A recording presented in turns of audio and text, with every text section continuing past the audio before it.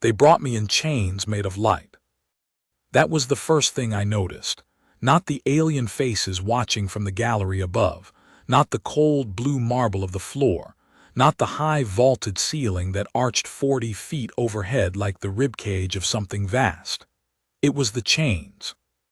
They looked like nothing, just thin threads of gold-white luminescence looped around my wrists, and I'd tested them exactly once in the transport bay before a guard had pressed 2 fingers to my sternum, and my entire nervous system had gone offline for about 3 seconds. I didn't test them again.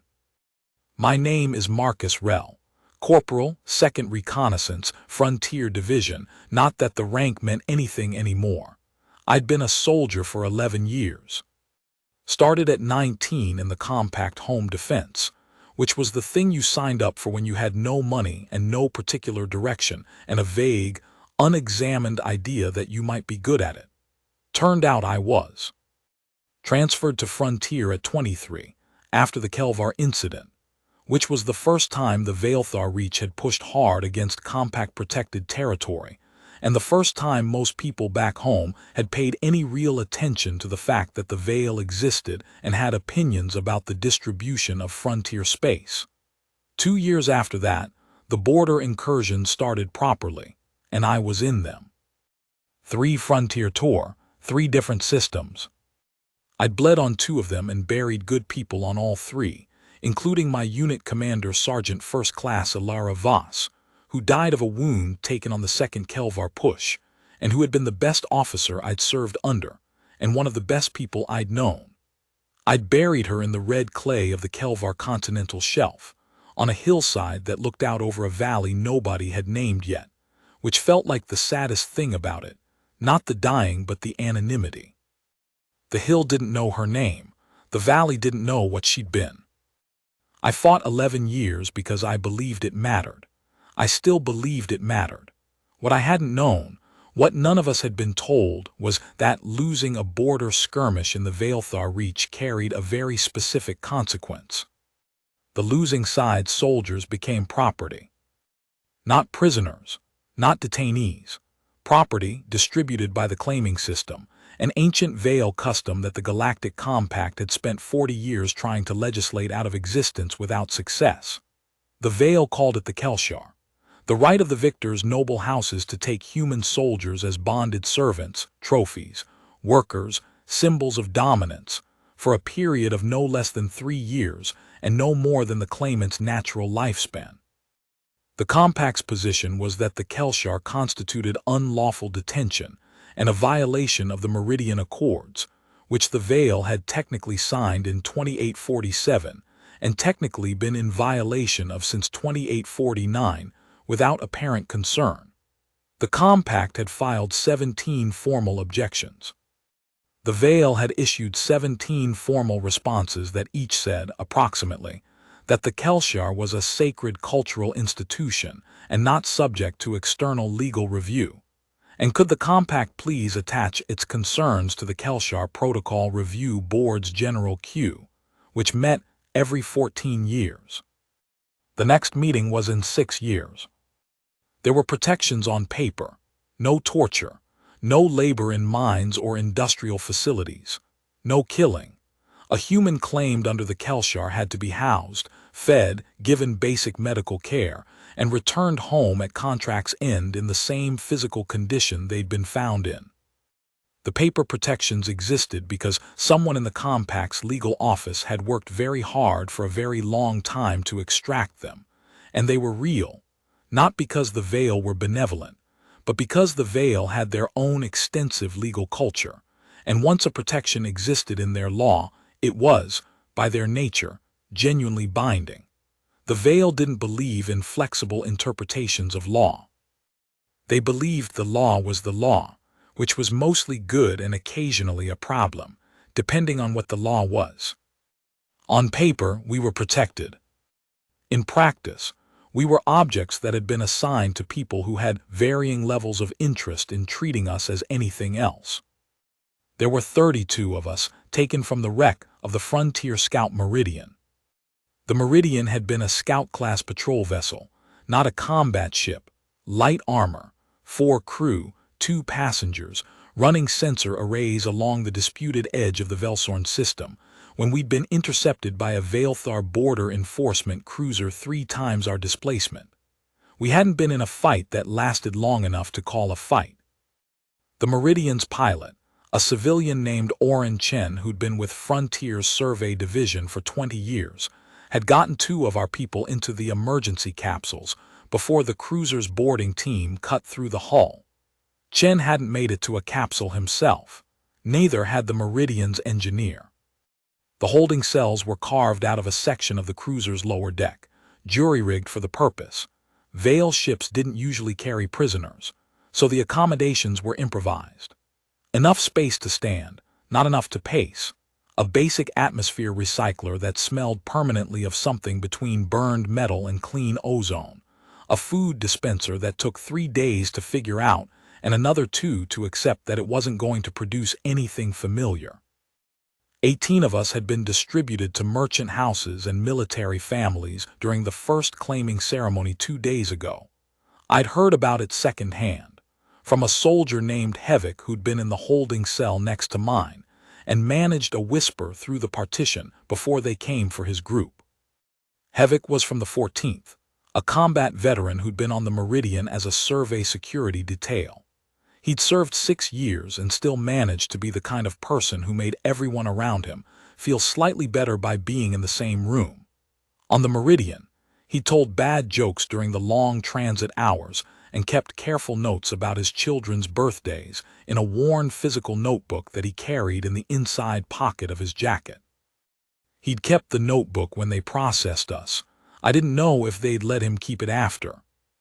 He hadn't sounded scared in that final whisper exactly. He'd sounded done. Tired in the deep way people get when they've stopped believing in outcomes, when the machinery of someone else's decision has picked them up, and they've run out of the particular stubbornness required to keep fighting it in their head. I told him to eat whatever they gave him and sleep when he could. He told me I'd always been full of bad advice. He wasn't wrong. But it was the only advice I had, and it was true advice, and sometimes true advice is bad and you give it anyway because silence would be worse. Now I stood in the hall of claiming in the Veilthar Palace Orbital, a space station the size of a small moon, hanging in the upper atmosphere of the gas giant Velsorn like an ornament on a branch, and waited to learn who owned me. The Veil were humanoid mostly. Taller than us on average by 6 to 8 inches, with a frame that was lighter boned than ours and moved accordingly. They had a quality of efficiency in motion that human movement rarely achieves, the way a tall dancer moves versus the way a tall person who isn't a dancer moves. Their skin came in shades of deep violet and gray blue and pale silver, and sometimes a dark, rich indigo that was almost purple-black. And the shades shifted slightly depending on the light source. Warm light brought out the violet tones, cool light brought out the silver, direct UV brought out bioluminescent undertones that moved under the surface like breath beneath ice.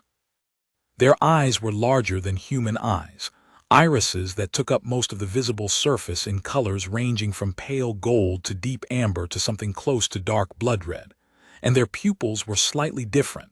Not the round or slit of Earth fauna, but a soft diamond that could dilate very wide in low light. Their ears came to gentle points.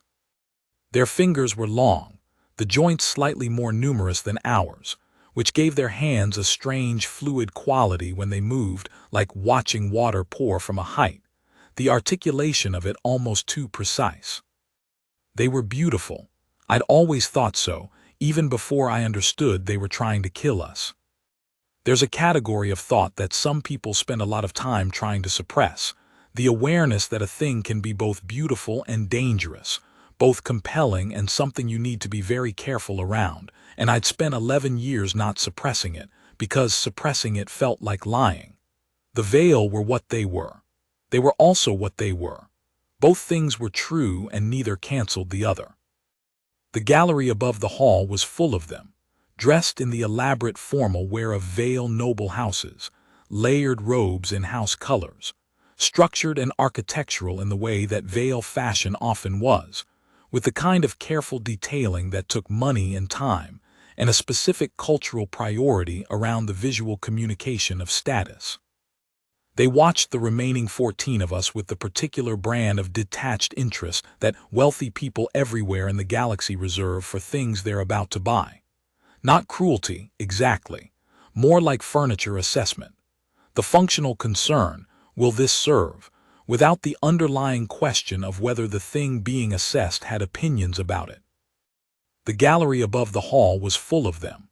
House nobles and their retinues, minor functionaries, officers in the military dress of 3 different Vaelthar fleets.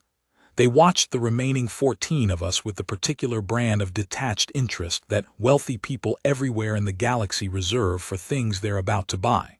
Not cruelty, exactly. More like furniture assessment. The claimants came forward one by one, and the 14 soldiers around me were led away in sequence, each to a different house, a different fate. I tracked what I could. A young Vale female who moved with military precision claimed Sergeant Das with barely a glance. An older male from a merchant family took both Kowalski and Preen at the same time, which was unusual enough to draw murmurs from the gallery. With each claiming, the hall grew quieter, the remaining soldiers more isolated, until there were 3 of us left, and the procedure seemed to stall. The official, a small, gray-skinned Vale with amber eyes and the permanently aggrieved expression of someone who dealt mostly in paperwork, shuffled the documentation in his hands and spoke a phrase in Vaelthar that my translator Bede rendered as, approximately, House Vaelthar Jr. claiming, secondary tier. Claimant, 3rd daughter of the 7th line. I'd been a soldier long enough to understand that secondary tier was not a compliment. She walked in from a side entrance that I hadn't noticed before, and the gallery above shifted slightly, a murmur of sound, postures adjusting. I understood why. She was young, not a child. The Vale aged slowly, and I'd learned to read approximate maturity in them, and she was an adult by any measure. But there was something unfinished about her presence, not in her face or her bearing, but in the way she moved, like someone who had learned the motions of authority without yet being certain she was allowed to use them. Her skin was deep violet gray, with silver undertones that caught the light of the hall when she turned. Her hair was the color of dark copper, long and unbound, which I'd learned was unusual in formal Vale settings. Most of the noblewomen I'd seen today had theirs pinned or braided in elaborate structures that signified house and rank. Hers fell loose to the middle of her back. Her eyes were amber, the same shade as the officials but warmer. She wore formal robes in deep blue and silver, House Vaelthar colors, but they were slightly too large for her frame in the way that borrowed things are, and she moved carefully in them.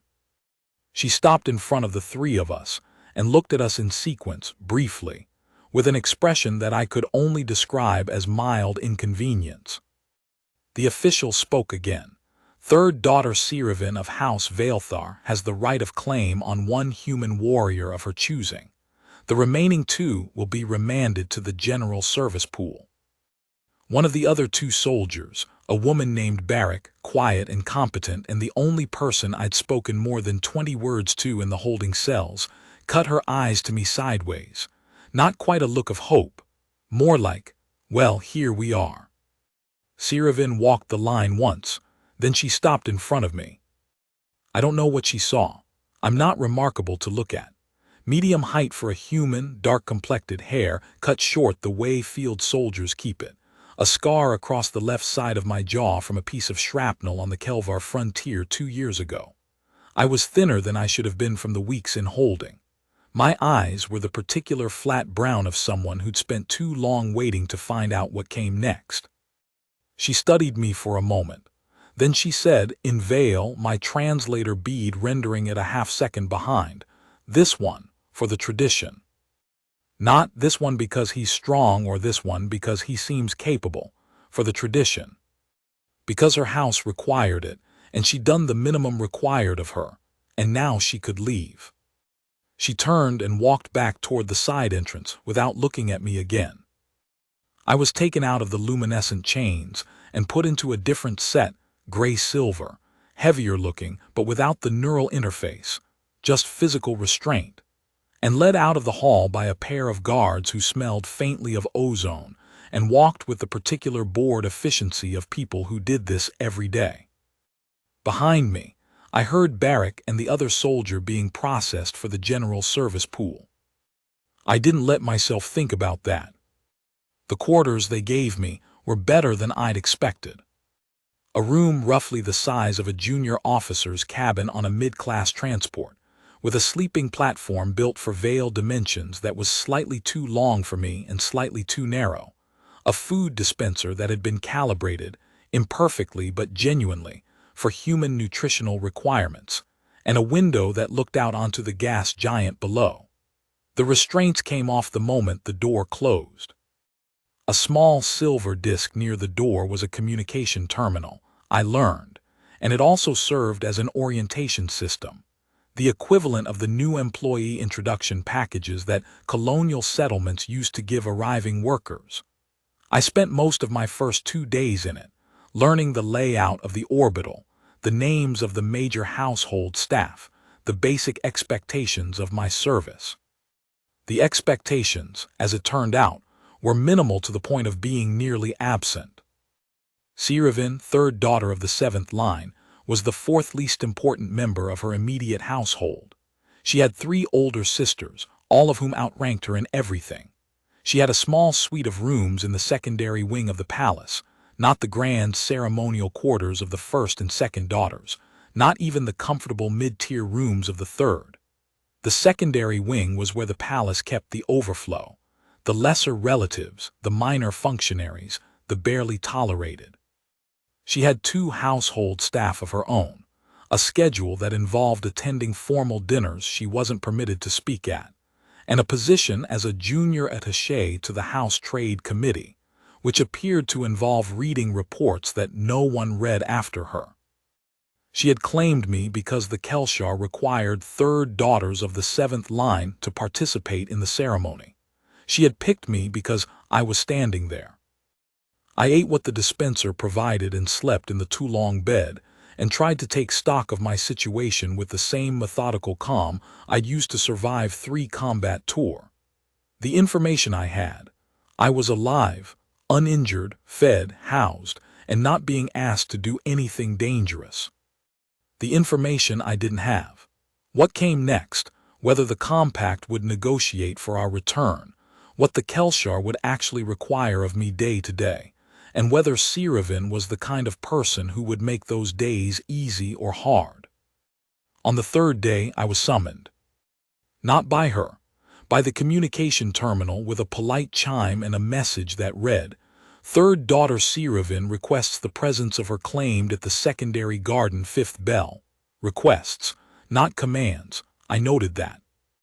The secondary garden was a pressurized atrium on the orbital's inner ring, with a ceiling of transparent panels that showed the gas giant's upper atmosphere in real time. Currents of amber and gold moving in slow arcs across a canvas of deep rust. The plants were Valethar cultivars, mostly long-stemmed things with leaves in dark green and silver that chimed faintly when the air circulation caught them.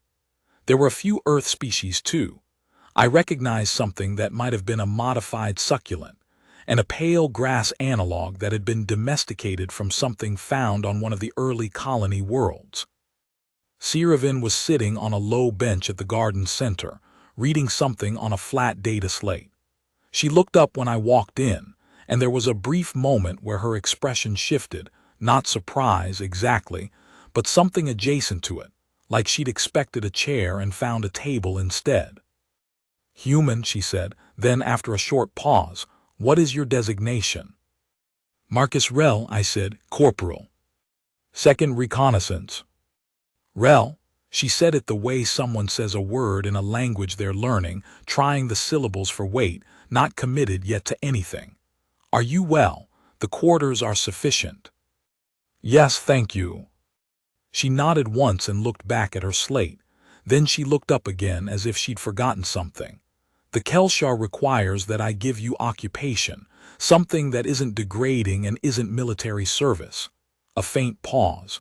I don't require military service. I have guards. What do you need? I asked. She looked at me as if the question was slightly strange. I got the impression that what she needed and what anyone thought to ask her didn't usually intersect. I attend trade committee sessions 4 days out of 7, she said slowly. And I carry a great deal of documentation.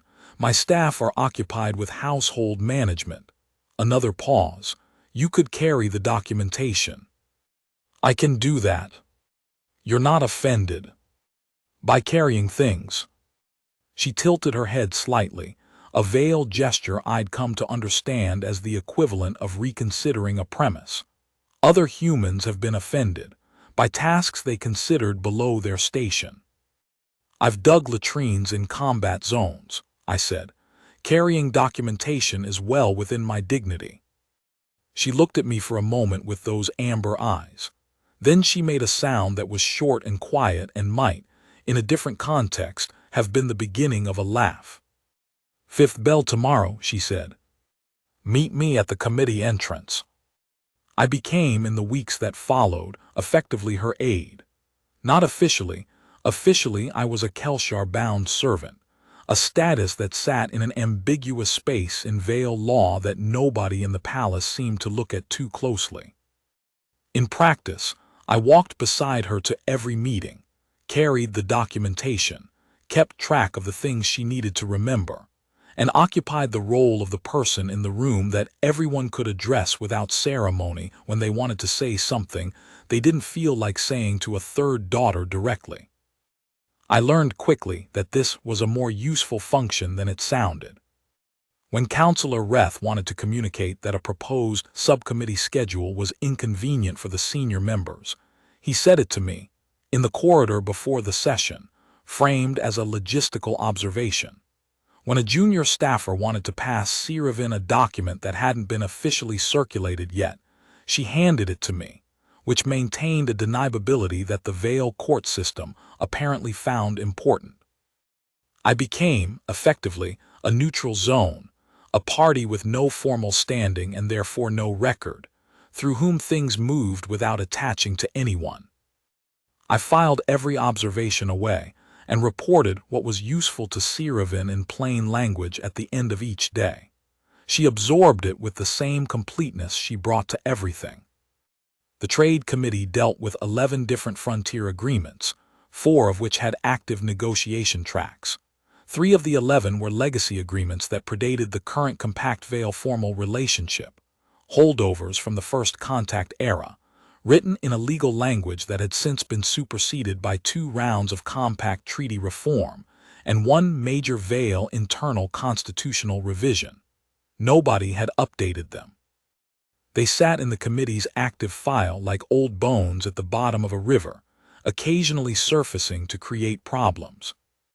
Siravin was the most junior attaché in the room. She sat at the far end of the table. She was not called upon to speak. But she listened with the kind of attention that people who expect to never be called upon to speak often develop, total, tireless cataloging. Not the listening that waits for a pause to insert itself, not the performance of listening that senior people often deploy. The real kind, where you're actually tracking the gap between what someone says and what they mean, between the structure of an argument and the purpose the argument is serving. After the second week, she started asking me about the meetings afterward, not the official content, the mechanics. Counselor Reth interrupts when he disagrees, she observed one evening in the secondary garden, but he frames it as a request for clarification. "Yes," I said. "Why?" "Direct disagreement would be faster." Direct disagreement makes him look like an obstacle. Clarification requests make whoever he's disagreeing with look like they haven't explained themselves well enough. I paused. It's subtle, forces the other party to either defend themselves or concede ground without ever making Reth the aggressor. She was quiet for a moment. "He does it to me sometimes," she said, "when I present the subcommittee findings." "I know, and you correct yourself even when you're right." She looked at me sharply. You start to explain again from the beginning, I said carefully, which validates his framing. If you just answered the surface of the question, addressed only what he ostensibly asked, without ceding your original position, he'd have nothing to work with. You've observed this. I've watched a lot of people manage other people's aggression while pretending not to. It's a specific skill set. She was quiet again. Then, humans do this in their political structures. Humans do this everywhere, I said. It's not specific to politics. She looked out at the gas giant for a while. My sisters do it, she said, eventually. I never identified the mechanism. Weeks turned into 2 months. My understanding of the orbital's layout went from functional to thorough. My Veilthar improved from translate bead dependent to conversationally capable. Not fluent, not precise in formal register, but able to follow a fast exchange without a half-second lag. I learned which corridors between the committee wing and the secondary garden were shorter on off-peak hours, which household staff would tell me things they wouldn't tell Sirivin directly, which counselors were genuinely hostile to her family's interests, and which were merely theatrical. Sirivin noticed. She didn't say anything about it directly, which I'd come to understand was characteristic. She processed things sideways, coming at a conclusion through several adjacent moves rather than stating it.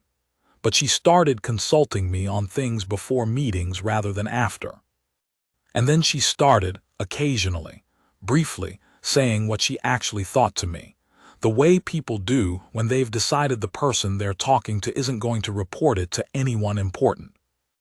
I think the Kelvar agreement is structured to fail, she said one morning. Tell me why, I said.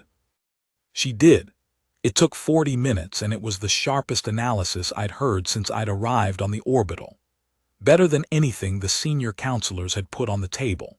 She'd identified a recursive clause in the trade agreement's security provisions that would, if triggered, transfer enforcement authority from the Compact Joint Council to a unilateral Veilthar military board, without any mechanism for reversal.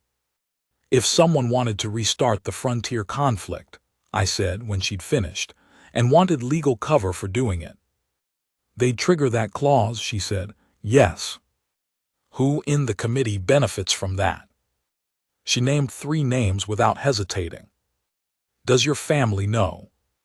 My family's interests are represented by my first sister on the main council, she said. She's the one who negotiated the current framework. I let that sit for a moment. She doesn't know, Sirivin said quietly. Or she does, and it's not my place to say. Which do you think it is? She looked at me with those amber eyes. I think, she said carefully, that it is possible to be very accomplished at formal power and very inattentive to the details beneath it. You should document it. And send it to whom? Start with documentation. Send it to no one yet. Just make sure the record exists. She did, and it was the beginning of something that would take months more to fully understand, but that I could feel even then, a change in the shape of how she moved through her world.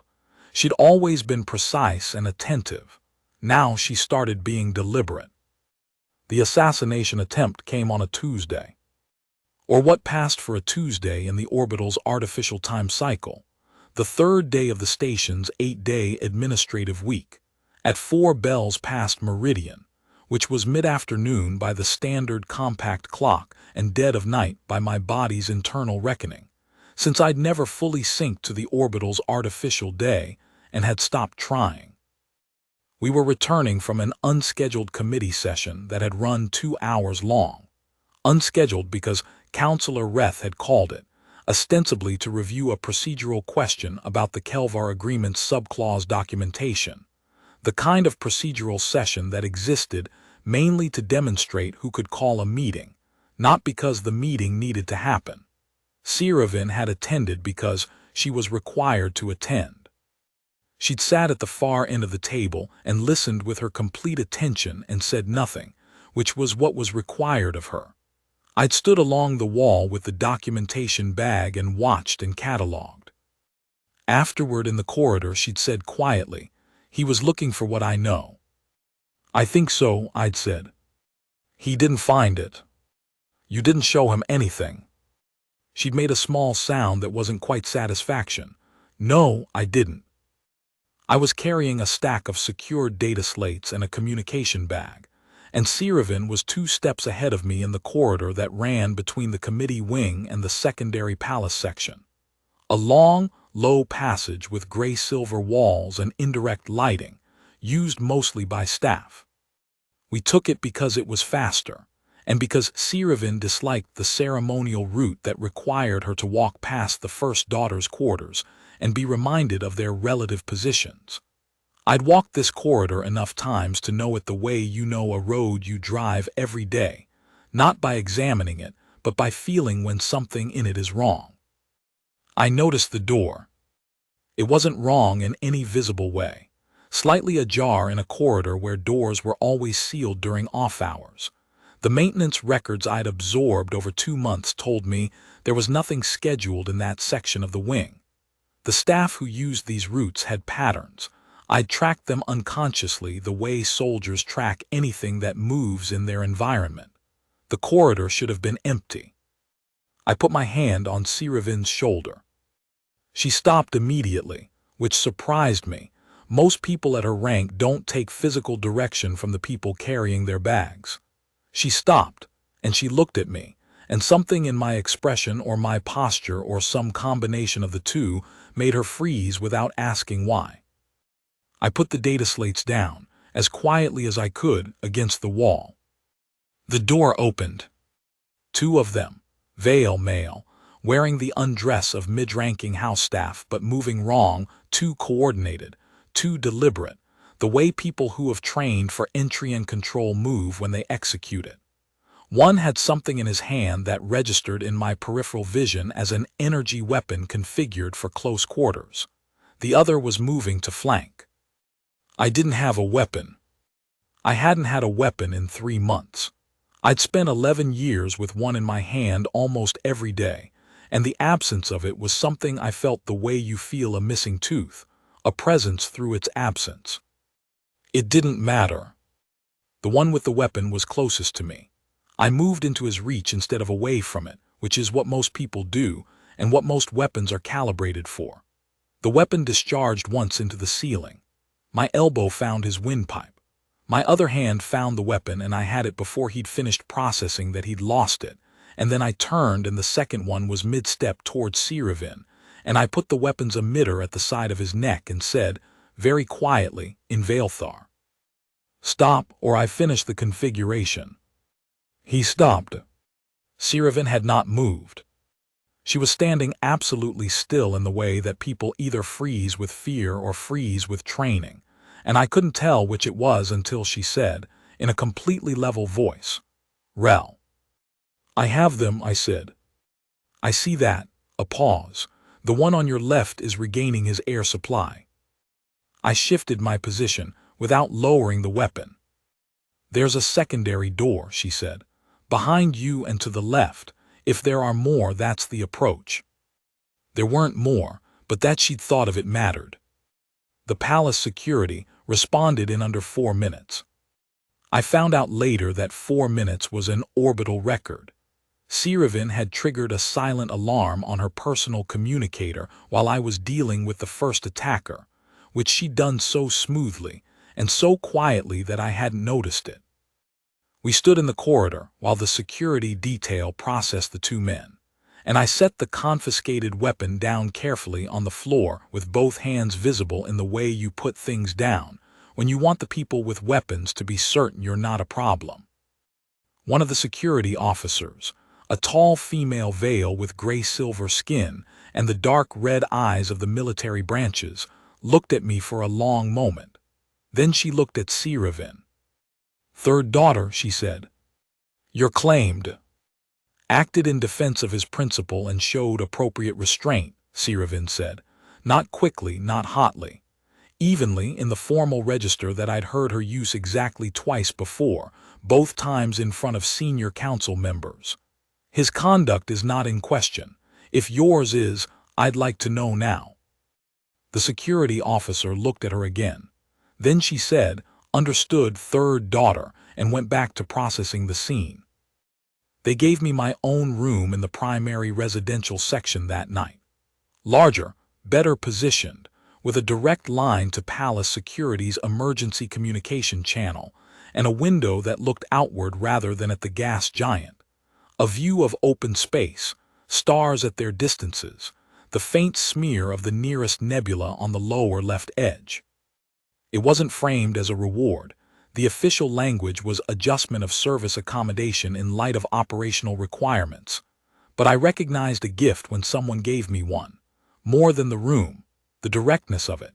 Siravin had told the security officer that my conduct wasn't in question in the particular tone that meant the subject was closed, and the security officer had understood, and the room had appeared. That was a specific kind of power, exercised cleanly. I'd watched her learn to use it over 4 months. I hadn't expected to be the one it was used for. The security debrief took 4 hours. I went through the sequence of events 11 times in varying orders for 3 different officials, one of whom was from the palace's internal investigation division, and 2 of whom were from a Vale equivalent of a military intelligence service that I hadn't known existed until they walked in. I answered everything accurately. I didn't editorialize. When they asked about my training and my combat experience, I told them, clearly and without embellishment, and watched them calibrate their response to what I was telling them in real time. They released me at the 6th bell. Siravin came to find me at the 7th, after all the official statements and security debriefs were done. She stood in the doorway of my new room for a moment before she came in. She changed out of the formal robes into something simpler, dark gray, close-fitting, veil casual dress that moved with her rather than around her. Without the borrowed formality of the official clothes, she looked different, more precisely herself somehow. "You knew before the door opened," she said. "It wasn't a question." I knew something was wrong, not what. How? I thought about how to explain it. In combat, you stop consciously analyzing your environment and start feeling it. Patterns, movement, temperature variations. The way ambient sound behaves in a space when someone's occupying it versus when it's empty. You stop seeing and start, I looked for the word, tasting. It becomes another sense. She was quiet for a moment. Humans develop this. Humans who have been in enough of the right situations develop it, yes. And you've been in enough of those situations. More than I'd have chosen, yes. She came further into the room and stood at the window. The gas giant was in partial shadow, the amber and gold of its upper atmosphere dimmed, the deeper colors below emerging, a slow, cold bruise of color across half the sky. "The men in the corridor," she said, "they were from House Velthrin." I didn't know the name, I said so. "They are the third party to the Kelvar agreement," she said. "The one with the most to gain from the recursive enforcement clause." She paused. "Someone told them I had identified it." "Does that mean your documentation was observed before I sealed it?" "Yes," she turned from the window. "I was correct about the structure of the flaw then, enough that someone thought eliminating me was more efficient than addressing it." "You're taking that very calmly." "I'm not calm," she said. "I'm angry." The distinction in her voice was precise and clear. "There's a difference." There was. I'd heard her frustrated before, quietly, sideways, in the particular veil way that displeasure moves through understatement. This wasn't that. This was something with an edge to it, controlled but not hidden. "What are you going to do?" I asked. She looked at me. "What would you do?" I thought about it seriously, because she was asking seriously. "I'd forward the documentation to someone who has both the authority and the motivation to act. Independently of your house's channel." I paused. "Someone who would gain something from exposing the clause and would lose something if they buried it." "The Compact Oversight Committee." "Do you have a contact?" "My father does. He and I are." She paused. "We speak, occasionally." That seems like an occasion. She made that sound again, the short, quiet one that might have been a laugh. Then she sat down on the low chair near the window and looked out at the planet, and I sat down on the edge of the sleeping platform, and we stayed like that for a while, just two people in the quiet aftermath of something that could have gone very differently. "Rel," she said eventually. "Yes. When I claimed you in the hall, I chose you arbitrarily. You know this." "I know. I want you to know that I am aware of how that sounds," given a small gesture toward the corridor somewhere behind us. "Everything. You couldn't have known." "No, but it still seems important to acknowledge." She looked at me directly, the full amber weight of her attention, which I'd noticed early on and still found difficult to meet for more than a moment without looking away. Not because it was hostile, because it was the opposite of hostile, because she paid attention the way that people rarely pay attention, without agenda or calibration, just looking. "You could have let it happen," she said. "You had no strategic reason to intervene." "I had every reason to intervene. I stopped. "My what?" she said. I thought about how to phrase it. "You're the person I work for. More than that over the past few months. I looked for the word and found, after a moment, the accurate one. Mine to protect. In the way that someone becomes yours to protect, not because of obligation but because of—" I stopped again. "Because of what?" she said quietly. "Because you're good," I said. "You're actually good at your work, at the way you think, at the way you treat people, including me. And that doesn't happen automatically. You decided to do it." She looked at me for a long time. Then she said, "My house has very specific ideas about what a human claimed under the Kelshar is and is not, what he is and is not capable of, what value he does and does not have. I know. I subscribed to those ideas when I claimed you. I want you to know that I am aware of that too." "What do you subscribe to now?" I asked. She was quiet for a long time. The gas giant turned below us in the silence, slow and immense and indifferent. "I think," she said at last, "that I have been very stupid in a very specific way, and I think the correction will take some time, and I think I would like a pause longer than usual. I would like you to stay while I make it." The documentation went to the Compact Oversight Committee through her father's channel. The process took 3 weeks and was deeply uncomfortable for a significant number of people, Counselor Reth among them, and both other names Siravin had identified, and 3 additional names that the investigation surfaced without her help. The recursive enforcement clause was excised from the Kelvar agreement. The House Velthrin principals responsible for the corridor attack were charged under Vale law. The 2 men from the corridor were in detention. In the committee chamber, Siravin presented the subcommittee findings at the next regular session. When Counselor Reth began his clarification routine, she answered precisely and only the surface of the question, without ceding her original position, and then waited for him to either escalate or withdraw. He withdrew. The senior counselor on her immediate left, an older female Vale with silver-white skin, and the dark amber eyes of someone who'd been in palace politics for 30 years, watched this exchange, and then looked at Siravin with an expression I couldn't fully read from my position along the wall. After the session, she stopped Siravin in the corridor outside. "You have been quiet for 2 years, third daughter," she said. "I've been listening," Siravin said.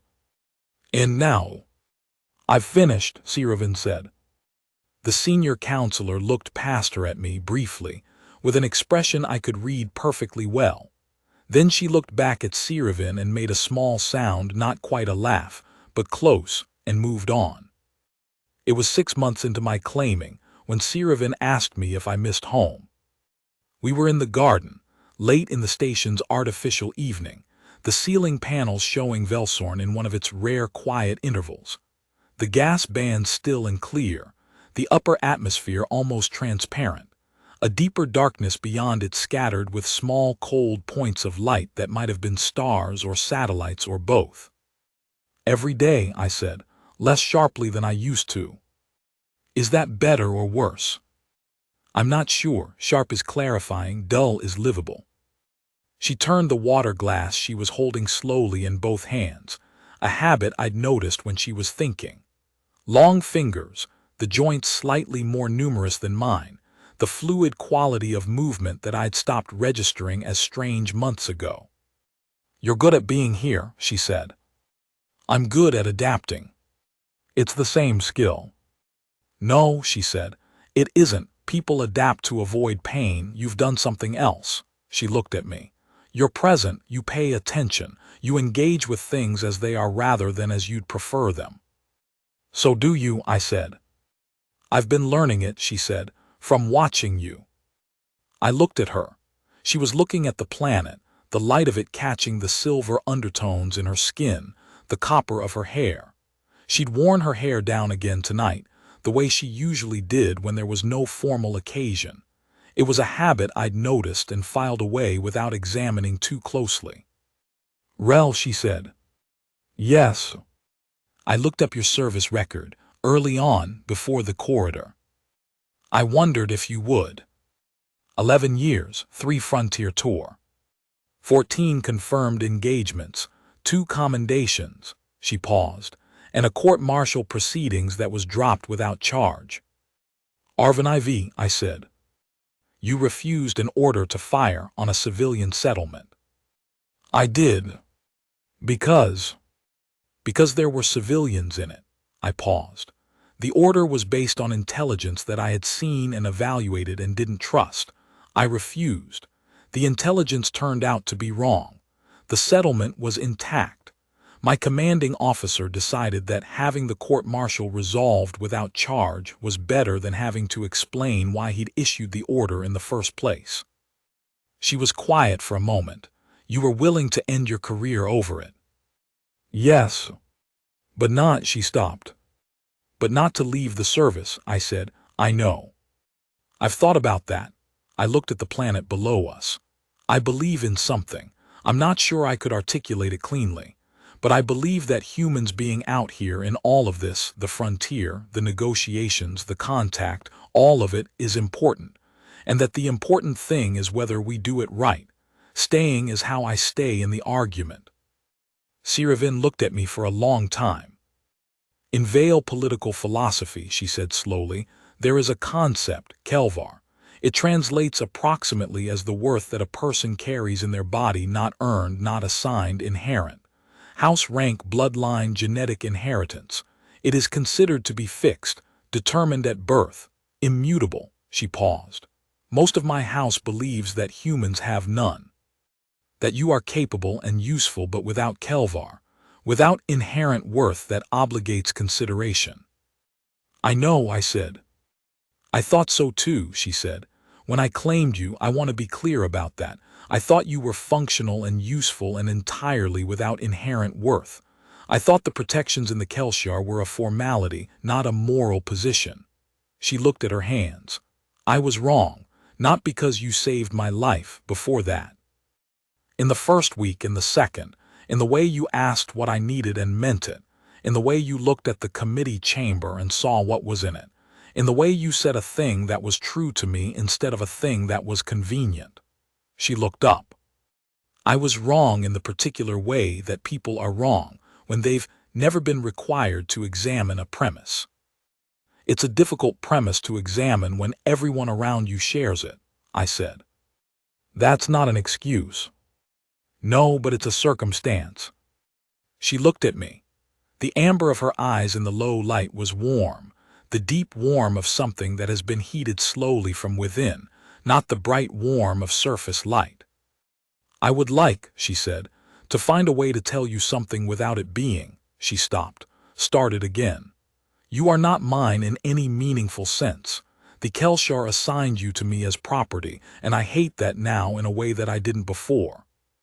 Whatever you are to me, whatever I have become accustomed to and would find very difficult to be without, it isn't ownership. I want to be precise about that. What is it? I asked. She was very still for a moment. The long fingers turned the glass slowly. Then she set it down on the bench beside her, carefully, and looked at me. "I don't have a word in Veilthar," she said. "Does your language have one?" "Several," I said, "depending on what exactly you mean." "Something that doesn't belong to power or obligation or transaction," she said. "Something that is just," she searched for it, "chosen, something chosen and kept." I thought about the word. I thought about 11 years of service and 3 frontier tour, and the Arvin IV court-martial, and the latrine digging and the specific weight of being good at surviving things you'd rather not have had to survive. I thought about a haul of luminescent chains, and a woman who'd picked me for a reason that had nothing to do with anything, and what that accident had turned into over the past 6 months. "Yes," I said, "we have a word for that." I told her what it was. She said it back to me in her own pronunciation, careful, trying the syllables as she always did with new words, not committed yet, and then committing, and it sounded like something I hadn't known I'd been waiting to hear. The Kelshar had a provision for voluntary mutual release. Both parties had to initiate it, and both had to confirm it through the official channel. It dissolved the legal bond while leaving the service record intact. It was not commonly used. Siravin told me about it one morning, 7 months into my time on the orbital, as matter-of-factly as she would have discussed a subcommittee finding. She had filed the initial paperwork on her side, she said. She wanted me to know that it was available and that the decision was entirely mine. If I initiated confirmation, I would be free legally, fully, without condition. The compact would arrange my repatriation within 90 days. I could go home. I looked at the provision on the communication terminal for a long time. Then I asked her a question. She answered it. I didn't initiate the confirmation. Not because of chains, there were no chains, luminescent or otherwise, not anymore, hadn't been for months. Not because of obligation. Not because I didn't trust that she meant what she said about the decision being mine. Because of what I'd told her in the garden, about the important thing being whether you do it right, about staying being how you stay in the argument. And because she'd asked me to stay while she made a correction that would take some time. And because I believed her when she said she was making it. The following months were different in a way that was difficult to quantify precisely and impossible to miss. She still went to the committee sessions. I still carried the documentation. But the shape of the work had changed. She spoke now, regularly, in the formal register that had once been reserved for senior members, and she was not dismissed. The documentation trail she'd established on the Kelvar Agreement had demonstrated something that Veil political culture was, ultimately, responsive to. Evidence, rigorously assembled, that pointed at inconvenient conclusions. The senior counselor with the silver-white skin requested her formally for a subcommittee chair. The first sister, the accomplished one, the formally powerful one, the one who'd negotiated the flawed framework without noticing the flaw, sent her a message that was, by Veil communication standards, extremely close to an acknowledgement of respect. Her father visited the orbital for the first time in 2 years. He spent 3 hours with Siravin in her study, and afterward he came to find me in the secondary garden, alone, and stood in front of me for a moment with the bearing of someone who has something to say and is finding the right construction for it. "Third daughter tells me," he said in Veilthar, "that you are the reason she found the clause." "She found it," I said. "I told her to document it." "She also tells me that you have declined the voluntary release." "Yes." He looked at me, not the way the gallery had looked at us in the claiming hall, not the furniture assessment look, not the look of someone evaluating a function, the way that someone looks when they are actually looking. "What do you want from this?" he asked. It was a direct question, more direct than Veil custom usually allowed, and I gave him a direct answer. "I want her to be safe. I want the argument I started 11 years ago about whether humans out here matters and whether we can do it right to mean something. And I want—" I stopped, started again. I want to be in one place long enough to stop tasting the exits." He was quiet for a moment. "You know," he said, "that the word for what you are to her, the one she used in my presence without embarrassment, has a specific legal weight in bail bond law. If she were to formalize it, if both parties were to confirm it." "I know," I said. "And you're not alarmed by that?" "No." He looked at me for a long time. Then he said something that my translator Bede took a long moment to find the right English construction for, a phrase in formal Veilthar that landed, imprecisely but clearly enough, as, "Your worth is seen here." He walked back into the palace without waiting for me to answer. I didn't need to. In the hall of claiming, in front of the gallery that had watched me led in on luminescent chains, Sirivin did something that the Veil record showed had not been done in 41 years. She told me the night before that she intended to do it. She'd come to my room, the new one, with the outward window, and she'd stood in the doorway the same way she had the night after the corridor, and then she'd come in and told me in plain language what the proceeding would involve, and what it would mean legally and socially, and what the likely range of responses from the gallery would be. She was thorough.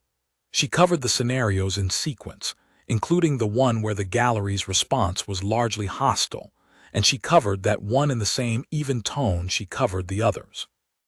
"What if it doesn't go well?" I'd asked. "It will create a record regardless," she'd said. "That's the point of doing it in the chamber. The record exists and the law acknowledges it, and no subsequent social response changes that." A pause. "My father will be there, the senior counselor. I've spoken to both.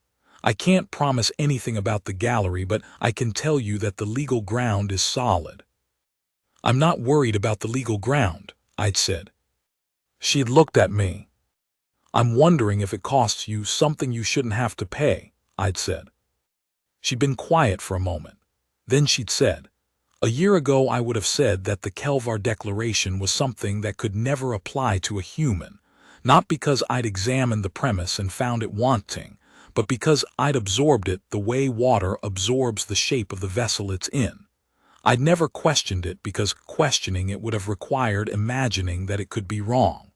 She'd looked at me with those amber eyes. "And then I met someone who made it impossible not to imagine." I hadn't answered that. There wasn't a good answer, it was just what it was. "I want to do this," she'd said quietly.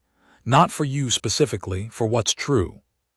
So I'd gone to the hall of claiming in the morning before the session, and stood near the side entrance where I could see everything, and waited. The gallery was fuller than it had been at the claiming. Word had gone through the palace, the way word always goes through contained social systems, quickly and with elaboration. The faces were mostly familiar to me by now. The senior counselor, the first sister, Counselor Reth in the middle tier with an expression of studied neutrality that I'd learned to read as displeasure carefully managed, 3 other committee members whose names I knew and motivations I'd mapped, people from houses I'd seen at formal dinners, staff who were there without being exactly invited and without being asked to leave. The official, the same small gray-skinned veil with amber eyes who'd run my claiming 10 months ago, had the documentation in his hands and the particular expression of a person who is doing his job and finding it unexpectedly significant. He'd read the Kelvar Declaration in formal Veilthar that nobody had had to use in 41 years, and his voice had a quality in it that I hadn't heard from him before, something slightly uncertain, the way a person sounds when they're not sure whether the ground is going to hold. It held.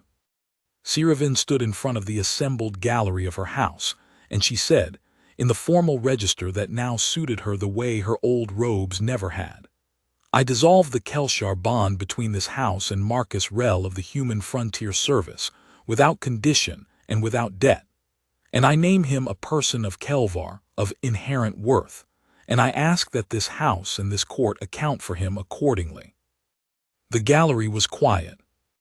I was standing at the far end of the hall, not where the claimed had stood, at the center of that bare stretch of floor, but near the side entrance where I'd watched everything, where I could see her face.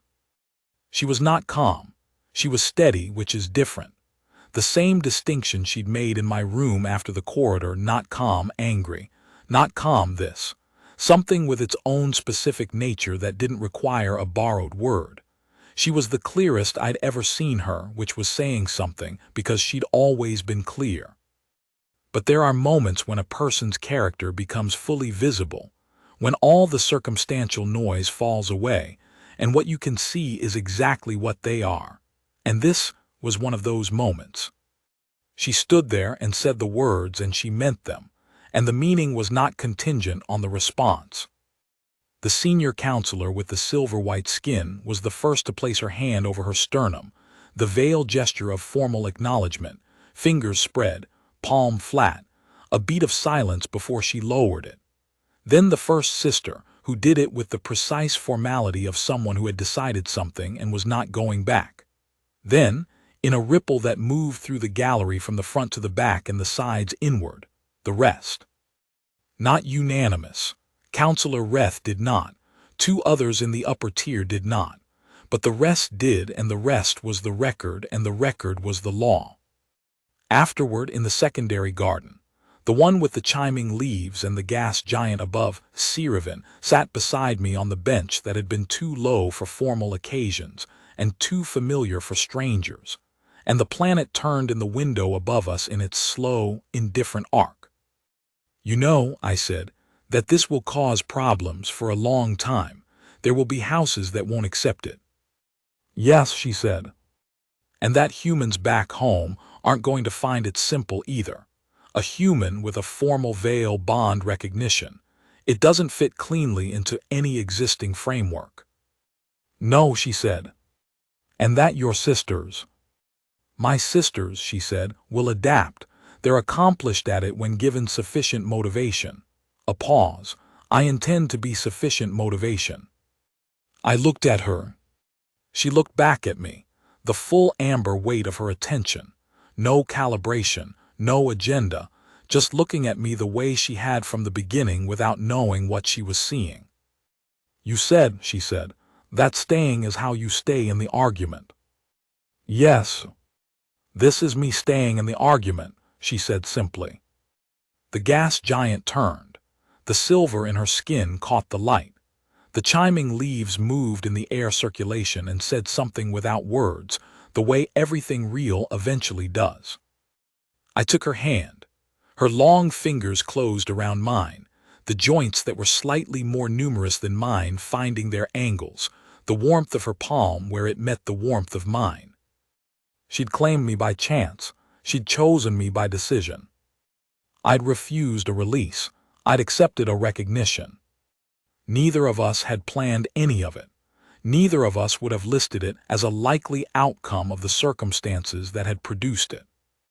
It was the most human thing I'd ever done. And she was learning quickly, with the same complete attention she brought to everything, what that meant.